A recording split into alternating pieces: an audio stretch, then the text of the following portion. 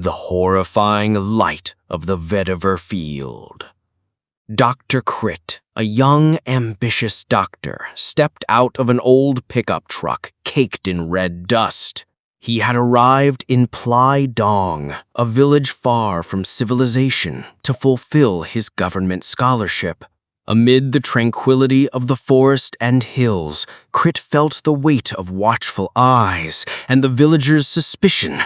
"There's something not right here," he muttered to himself. His first night passed with the frantic squawking of chickens. In the morning, Crit found their carcasses littering the coop, their bodies shriveled as if drained of every drop of blood. Yai Pim, the elderly woman who owned his rental house, approached with a grim face. "It's her work, the Krasu," she whispered, her voice trembling. "A Krasu, Yai Pim? That's nonsense," he chuckled softly. He tried to explain that it could be the work of wild animals or a disease, but the villagers shook their heads. No one believed him. They banded together to build sharp, thorny fences around their homes for protection. These things a doctor wouldn't understand.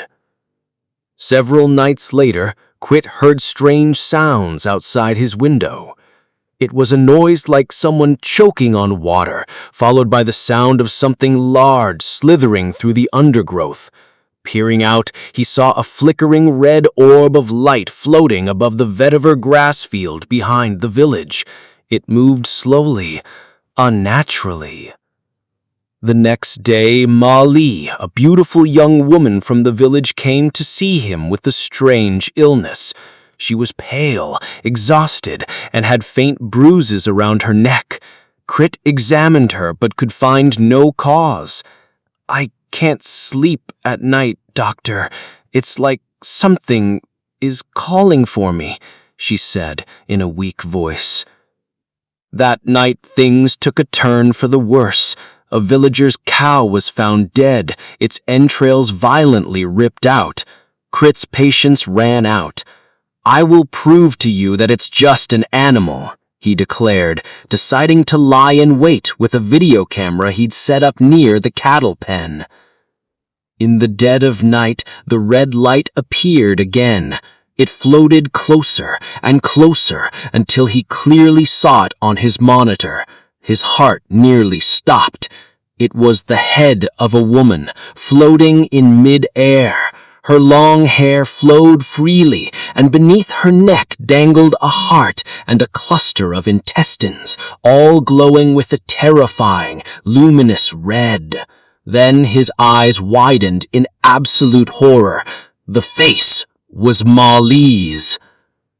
The Krasu in Ma Li's form drifted into the cattle pen. It used a long, grotesque tongue to lap up the blood and gorge on the intestines of the dead cow. The sickening sound of its feeding echoed through the area. Suddenly, the Krasu whipped its head around, turning directly toward Crit's hiding spot, as if it knew it was being watched. Its red eyes stared straight at him. It opened its mouth and let out an ear-splitting shriek before lunging toward him with terrifying speed. No one knew what happened that night, but the next morning villagers found Crit sitting in a daze at the clinic, disheveled, with a wild look in his eyes. Ma Li remained sick in her home, just as before, but strangely, from that day on, no more livestock in the village died, as if the Krasu had found a meal that satisfied it.